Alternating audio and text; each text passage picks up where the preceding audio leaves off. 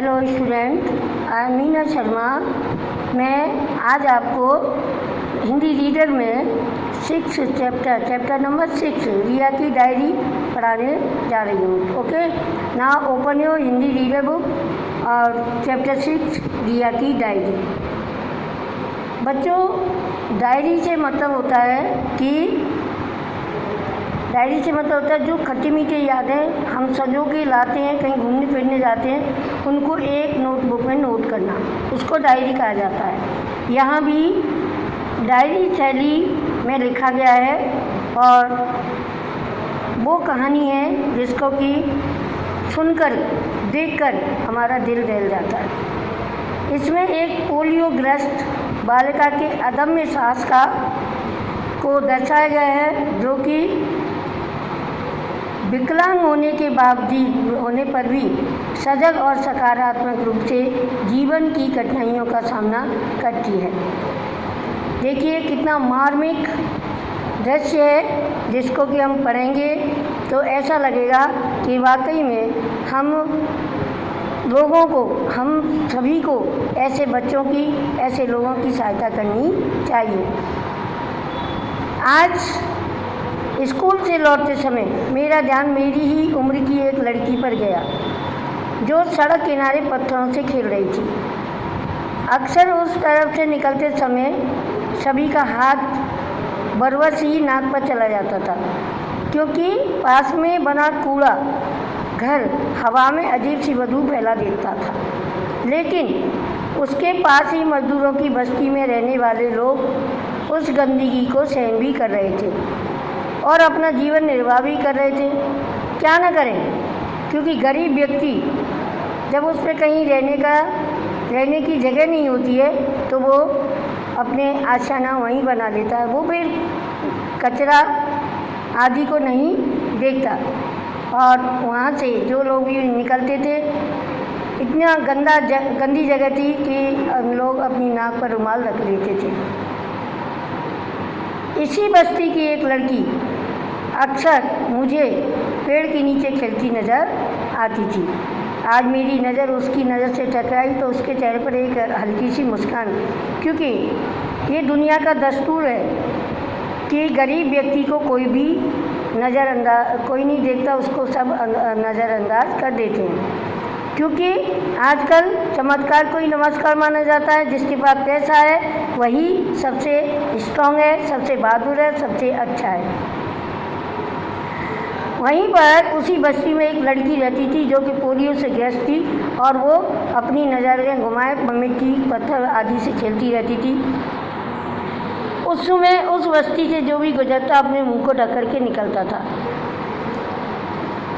जो लड़की थी उसकी माँ रिया नामक विद्यार्थी के घर पे काम करती थी, और वो प्रतिदिन अपनी माँ के साथ उनके साथ जाया करती थी और देखती थी कि रिया दीदी कितना वजन लेकर के निकलती हैं और उसे पढ़ने के लिए जाती हैं। मैंने पलटकर हैरानी से देखा, पहचाना, मैं कमला की बेटी नीलू हूँ। जब रिया ने उस लड़की ने देखा कि ये लड़की तो देखी हुई लग रही है, तो नीलू ने कहा कि मैं दीदी आपको पहचान गई, क्योंकि मैं उसी नीलू की लड़की हूँ जो तुम्हारे यहाँ कार्य करती है। हाँ जानती हूँ, आप मुझे नहीं पहचानती, मैं अक्सर माँ के साथ आती रहती हूँ। दीदी आप मुझे नहीं जानती, मैं तो अक्सर माँ के साथ आती रहती हूँ। एक पैर में पोलियो हो गया था जब मैं छोटी थी, तो एक पैर में पोलियो हो गया था, इसीलिए मैं बैसाखियों के सहारे चलती हूँ। कभी कभी मैं भी माँ के साथ आपके घर पर आती हूँ, मैंने आपको देखा भी था। देखिए आगे, मैंने उसकी तरफ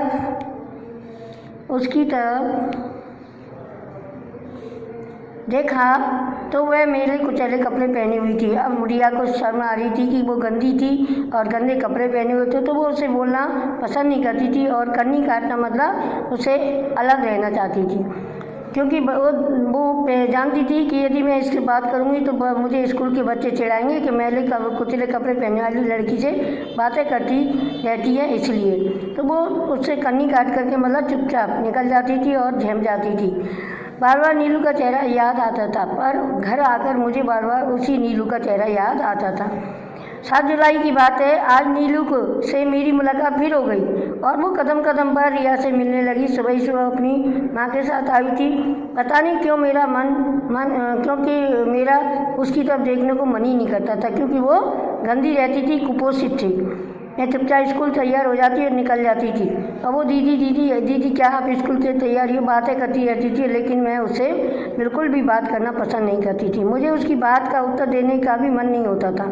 फिर भी मैं उसे सिर हिलाकर बाहर चुपचाप जाकर रसोई में कोने में बैठ गई। मैं पापा का इंतजार कर रही थी। तभी पापा मम्मी बोले, अरे मेरा लंच मुझे जल्दी। तभी आवाज़ आई पापा की कि लंच तैयार कर। तो ये मम्मी पापा की बातें होती रही और वो स्कूल के लिए निकलते थे।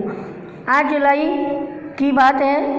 आज फिर नीलू अपनी माँ के साथ घर आई, रिया के घर पर आ गई। शाम का समय था, मैं अपनी गृह कार्य कर रही थी।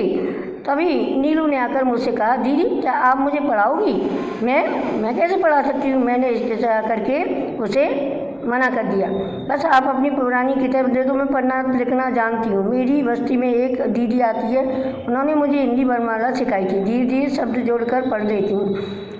मैं पहले हिचकिचाई, लेकिन उसकी पढ़ने की तीव्र इच्छा। आप देखिए, कोई ये ज़रूर नहीं है कि गरीब आदमी है तो उसकी कोई इच्छा ही नहीं होती या वो पढ़ना नहीं चाहता या कोई कार्य नहीं कर, नहीं ऐसा नहीं है। लेकिन धना अभाव के कारण ही ऐसे बच्चे, ऐसे व्यक्ति रह जाते हैं और वो कोई कार्य पढ़ नहीं कर पाते, ना पढ़ लिख पाते, ना कोई कार्य, क्योंकि उनका जीवन गंदगी में और गरीबी में ही बीत जाता है। अब वो हिचकिचाई और उसने पढ़ने की इच्छा प्रकट की। पुरानी किताब तो दे दी, उसे देने की कोशिश की कि मेरा उसके हाथ से छू ना जाए। उन किताबों को पाकर नीलू को बहुत खुशी हुई और उसे लगा कि वास्तव में मैं भी अभी इन किताबों के माध्यम से पढ़ाई करूँ। फिर आई 15 जुलाई को बहुत तेज़ बरसात हो रही थी और मुझे तेज़ बुखार भी था। डॉक्टर के पास ले गए। उन्होंने मुझे बहुत सी दवाइयाँ दी और मैं जल्दी ठीक हो जाऊँगी। घर लौटकर खिड़की के काले घुमटते बादलों को देख रही थी कि तभी नीलू ने कमरे में प्रवेश किया। क्या हुआ दीदी, आप बीमार हो? हाँ, और तो क्या, तभी तो लेटी हूँ, मैंने मुंह बनाते हुए जवाब दिया। मुझे वो नीलू बिल्कुल अच्छी नहीं लगती थी, क्योंकि वो गंदी रहती थी और गरीब परिवार से थी, मतलब गरीब बस्ती से थी। थोड़ी बार चुपचाप खड़ी रही, उसकी तरफ नजर हटाया ली और आकाश की ओर देखें, जहाँ से नन्ही नन्ही बारिश बूंदें झलक रही थी और नीलू भी कमरे में से बाहर चली गई। इधर पापा और नितेश किसी काम से बाहर गए हुए थे। मैंने सोने की कोशिश करने लगी, लेकिन दोपहर के समय मम्मी खिचड़ी लेकर मेरे कमरे में आई और बोली, रिया दवाई खाने का समय हो रहा, पहले खिचड़ी खा लो। तभी पेज पलट लिए बेटा, मतलब रिया को समझाने लगी और वो कहने लगी कि बेटा गर्मी है और दवाई लेने से पहले आप खिचड़ी खा लो। उसके हाथ पाँव फूल गए, हाथ से प्लेट टूट गई और मम्मी के डर से पीली पड़ गई और तभी अपनी आँख गड़ाई देख रही थी। मैंने भी उस तरफ नजर घुमाई। बिस्तर से पास बैठा था। मैंने देखा कि एक सांप मेरे बिस्तर के पास बैठा था। उसे देखकर डर के मारे मेरी घिग्गी बन गई। घिग्गी बनना मतलब आवाज़ ना निकलना, बिल्कुल भी आवाज़ ना निकलना, घबरा जाना एकदम से। और सांप को कमरे में प्रवेश किया, पास हो गई, पड़े तौलिए से उठाकर सांप के। तभी नीलू ने कमरे में प्रवेश किया और पास ही पड़े तौलिए को उठाकर सांप के फन के ऊपर ले गए, डालकर लिया। आसपास के लोगों को आवाज़ें लगाने लगी, अरे सांप बचाओ। उसी समय एक सफेद सांप को ढूंढता हुआ आया और आवाज़ सुनकर वह तुरंत रिया के कमरे में आया और सांप को पकड़ ले गया। नीलू की बहादुरी से पर सभी लोगों ने तालियां बजाईं। वो बेचारी पोलियो ग्रस्त होते हुए भी, गरीब होते हुए भी उसने रिया की जान को खतरे में न डालते हुए उसने सांप को पकड़ा और तैलिए से पकड़कर उसके फन को और बाहर ले आई। तभी सभी लोग कहने लगे कि वाकई में तालियां बजाईं कि देखो इस बच्ची को, कितनी छोटी सी बच्ची है और इतनी बहादुर है। मेरे भी आंखों से आंसू बहने लगे। आज नीलू की बहादुरी ने गंदगी और बदबू में से ऊपर उसकी आत्मा की शुद्धता से मुझे मिला दिया।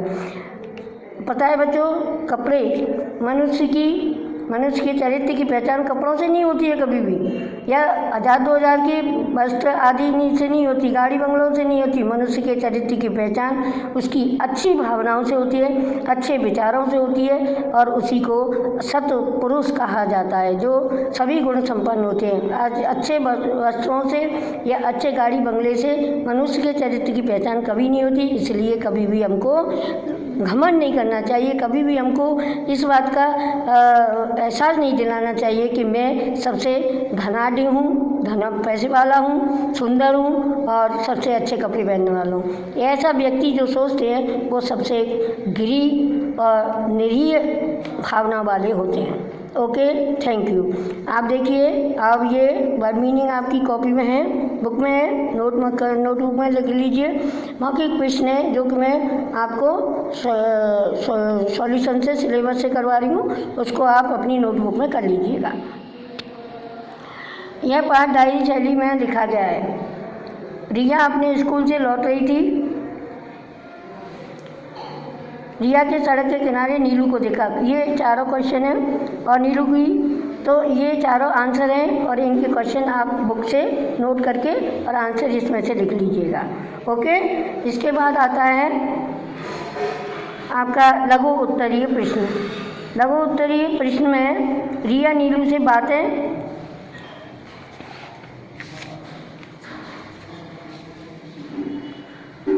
नीलू की बात करना चाहिए। तो अब ये आंसर इसका नोटबुक से है, वो भी आप नोट कर लेना नोटबुक में, और आपको दिखाई दे रहा होगा स्कूल के बच्चे उसे ऐसी लड़की से बात करते हुए देखेंगे, ये उसे इंसल्ट फील होती थी। इसके बाद देखिए, नीलू की माँ घर पर जाकर काम करती थी, और ये लघुत्तरीय हैं, डीप क्वेश्चन ये हैं, इनके आंसर हैं और क्वेश्चन आपकी बुक में है, इनको आप अपनी नोटबुक में नोट करते जाइएगा। Okay okay, do exercise work. Now fill in your book exercise work बहुविकल्पीय प्रश्न। आप मुझे अपनी पुरानी किताबें दे दो। किसने कहा? ये नीलू ने, और ये आप टिक लगे हुए हैं, आप देखिए, ठीक है। Okay, fill in your book, page पलटिए। ये देखिए, नीचे दिए शब्दों को वर्णमाला के रूप में लिखिए। ये दिखाई दे रहा है, नीचे दिए शब्दों को गलत पढ़ रहा है, जो गलत है उनको पर रॉन्ग लगा दीजिए, और यहाँ पे तत्सम रूप बॉक्स में इनको तत्सम रूप बनाना है। इसके बाद इनको अलग अलग अर्थ करते हुए इनको करना है समश्रुति, जो मैंने बताया आपको, ग्रामर में भी कराया है। इसके बाद है अपने दोषों को, गुणों को अपनाना चाहिए। ये इसका वर्क है, एक्सरसाइज वर्क है, इसको भी करिए, इसको भी करना है। Okay, good luck, thank you.